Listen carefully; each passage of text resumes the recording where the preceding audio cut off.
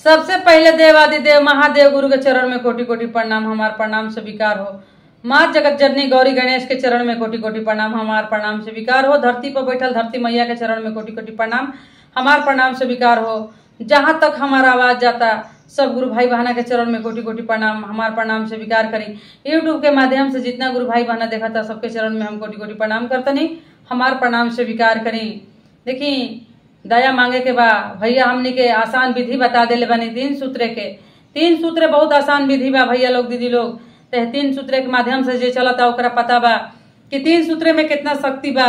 आ देखी सबसे पहले तो भैया कहले बनी कि तू दया ही मांग ल। पहले चीज पहला नंबर तू अपन दया मांग ल। जो तहरा चाहिए अपना महादेव से मन के बात कहल तो गुरु जी जरूर दया करब। आज केहू की तबीयत खराब होता, चाहे कोई परेशानी होता दीदी, केहू लगे रहा सुनाई, कोई सुने खातिर तैयार नहीं खे, लेकिन महादेव ही ऐसा बानी कि केहू के दुख दलिदर सब चीज सुनतनी। मन के बात, हृदय के बात, दूगो बात आदमी बैठ के शांति दिमाग से महादेव पर ध्यान लगा के आ कहता कि हे महादेव गुरु ऐसन कष्ट बा तनी दूर ना कर दही, हे महादेव गुरु तनी दया ना कर दही, त महादेव गुरु दया कर देतनी। लेकिन दया कैला के बाद में दीदी लोग छोड़े के नहीं खे महादेव जी के चरण, छोड़े के नहीं खे, बहुत बड़ा भूल हो जाई। अपना महेश्वर के छोड़े के नहीं खे, साहब हरेंद्र न नीलम दीदी के भी नहीं के छोड़े के। तो देखी ई दया हो गुल।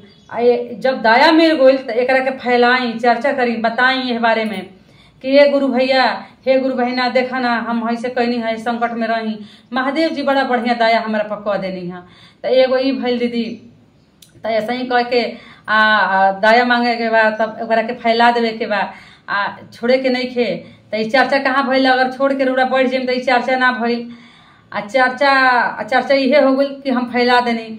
तीसरा सूत्र में कहले बनी भैया कि तब कही है नमः शिवाय नमः शिवाय नमः शिवाय। कर माला पकड़ी चाहे तब बैठ के 5-10 मिनट गुरु के ध्यान लगाई। वहू से ना टाइम नहीं खे, समय नहीं खे, तब बच्चा का स्कूल छोड़े जातनी तो नमः शिवाय नमः शिवाय नमः शिवाय नमः शिवाय नमः शिवाय करते हुए अपना मन ही मन चल जाए। तो देखी बाल बच्चा के भी कितना बढ़िया ज्ञान महादेव जी दे हम कि बच्चा छोड़े रोज जाली आ कहेली कि नमः शिवाय नमः शिवाय नमः शिवाय। तो देखा इनकरा हम बच्चा के भी बहुत बढ़िया ज्ञान दे देतनी। तब महादेव के जब ज्ञान हो जाई तब बच्चा बन के कुछ और बन जाई, बहुत बढ़िया आदमी बन जाई। देखिए रोटी भी बनावतनी तो कहे के बाद रोटी बेलत खानी भी कहीं, आटा गुधत खानी भी कहीं कि नमः शिवाय नमः शिवाय नमः शिवाय। देखी कितना धन लक्ष्मी के वास हो जाता। तो ये सब चीज करे से के नमः शिवाय करे से हर वक्त जितना गलत चीज बा दिमाग में कुछ ना आई। हमने के केहू के ना खिस्सा, ना केहू के चर्चा, ना केहू के कहानी, ना कोनो टेंशन, ना कोनो परेशानी। सबसे आसान बा नमः शिवाय नमः शिवाय। तो जे नमः शिवाय अपना दिल में बसा ली ओकर भाग चमक जाए दीदी लोग भैया लोग। तो देखी ये हमार चर्चा बा। तो देखी भैया लोग चैनल के लाइक करम, शेयर करम, सब्सक्राइब करम, कमेंट कइल मत भूलम भैया लोग, कमेंट में जरूर लिखब हर हर महादेव। तो आई हम ललिता आज एगो बहुत सुंदर महादेव के भजन लेके आई बनी कि देखी एगो शिष्या रही भैया से खोजत रही कि कहाँ हमार गोलन भैया, कहाँ गोलन हमार शिव गुरु। तो देखी भैया लोग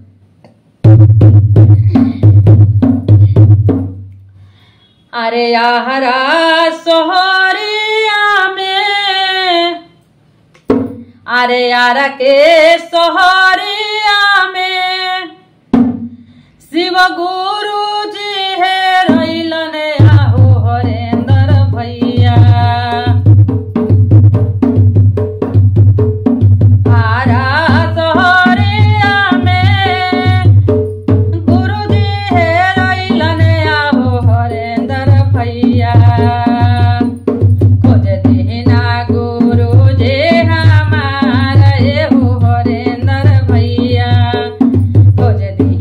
गुरु जे हमारा हो